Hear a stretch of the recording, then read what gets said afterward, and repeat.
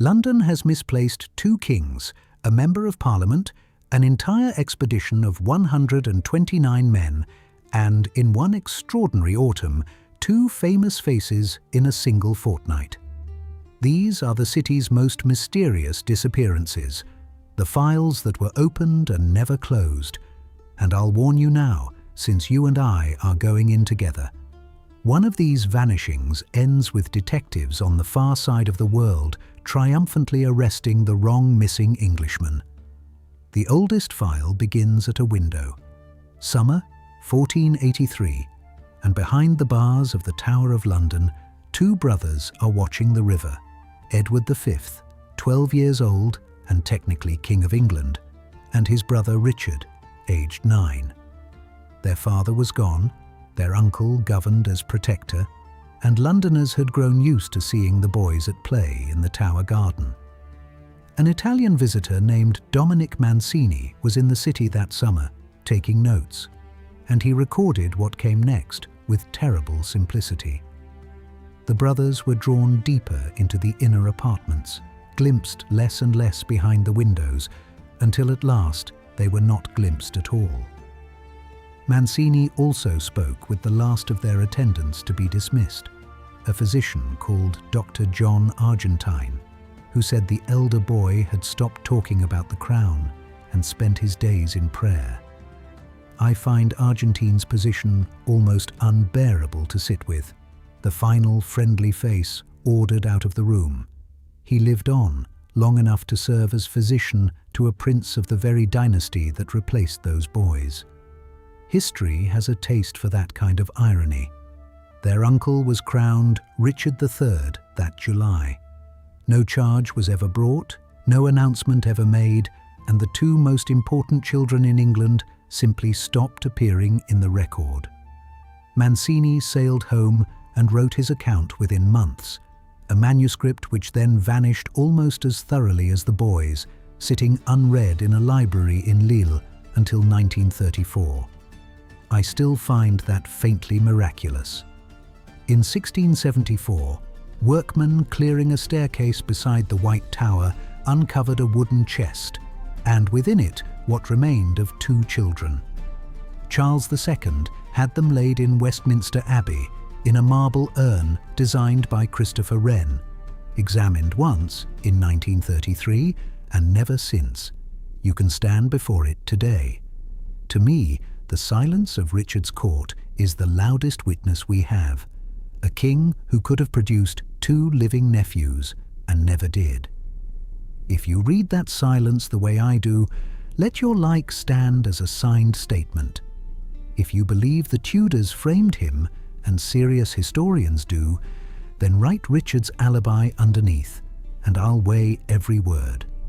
The tower could hide 2 boys. The next disappearance needed an ocean. May 1845, and the Thames smells of tar and coal smoke as crowds cheer 2 black-hulled ships downriver from Greenhithe. Erebus and Terror were the pride of the Royal Navy, reinforced for ice, heated by pipes, driven by steam engines that had begun life-hauling London commuter trains.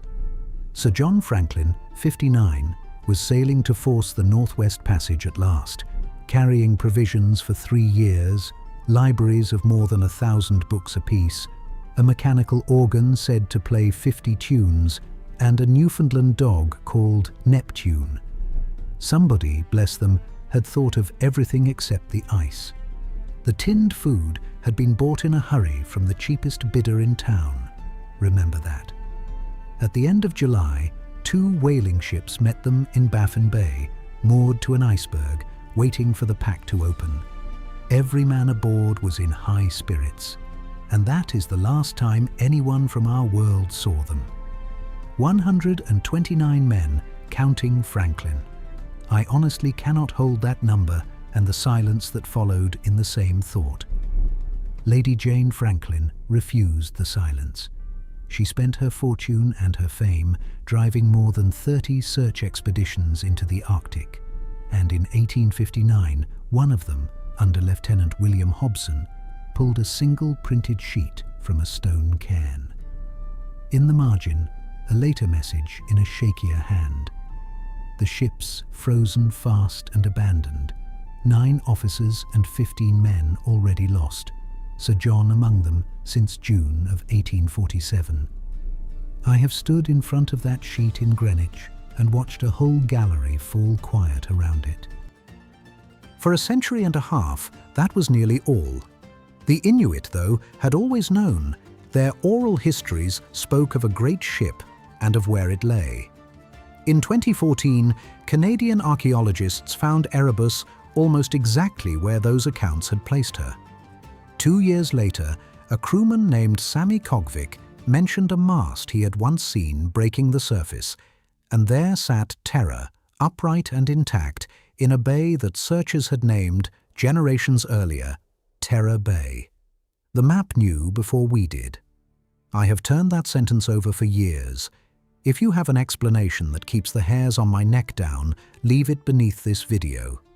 I collect the rational ones. Ice gives up its secrets slowly. Politics prefers never. Victor Grayson could hold 10,000 people with his voice alone. Elected to Parliament in 1907 as a firebrand socialist, wounded at Passchendaele, he came home to a London where, he said, everything was for sale, including honour itself. He meant it literally. Through a discreet broker, a knighthood could be had for roughly £10,000, a hereditary title for a great deal more, and in 1920, Grayson began telling audiences he knew the salesman, a monocled dandy with an office a short walk from Downing Street. One day, he promised, he would name him. The man he meant was Maundy Gregory, say it Maundy, honours broker to the government of the day. That September, Grayson was set upon in the street and hurt. Days afterwards, mid-evening, he told friends at his lodgings he had to slip out briefly to a hotel near Leicester Square and walked out of recorded history. No note, no luggage, no inquest, ever. Years on, an artist painting the Thames swore he had watched Grayson step into a bungalow on a little island, a bungalow connected, of all people, to Maundy Gregory. It is our last thread, though I'm not entirely sure I trust it. Parliament, rattled, outlawed the sale of honours in 1925. Precisely one man has ever been convicted under that law. His name was Maundy Gregory. The act is still in force, a living law with a vanished man behind it. 54 years passed before London mislaid anyone so publicly again. When it did, it lost 2 men in a fortnight. The first name that matters in this file is not the famous one. It is Sandra Rivet, 29 years old, nanny to the Lucan children. And on the night of the 7th of November, 1974, in a house on Lower Belgrave Street, she did not survive. Lady Lucan, hurt and terrified, raised the alarm and named her estranged husband. Lord Lucan, gambler, powerboat racer, 7th Earl, made 2 phone calls, wrote 2 letters, and drove a borrowed car through the dark to the ferry port at New Haven, where it was found abandoned. He was never seen again, officially. Sightings arrived for decades from every continent, and in 2016, a court finally signed the paper that let his son inherit the title. Sandra Rivet's family are still waiting for something fuller. Her name deserves to be said first and last. Hold that date in your hand. 13 days later, on a Miami beach, a second Englishman stepped out of his own life. John Stonehouse, Member of Parliament, his businesses collapsing around him, left a folded pile of clothes by the water and let the sea take the blame, then flew to Australia under a borrowed name. A sharp-eyed bank clerk in Melbourne noticed one quiet Englishman running 2 accounts. Detectives began to watch, utterly convinced they had found Lord Lucan. On Christmas Eve they moved in and asked their man very politely to show them the inside of his right thigh, hunting for a scar the missing Earl was known to carry.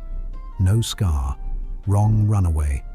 2 vanished celebrities in a single month, and the police had caught the one who least wanted to stay lost.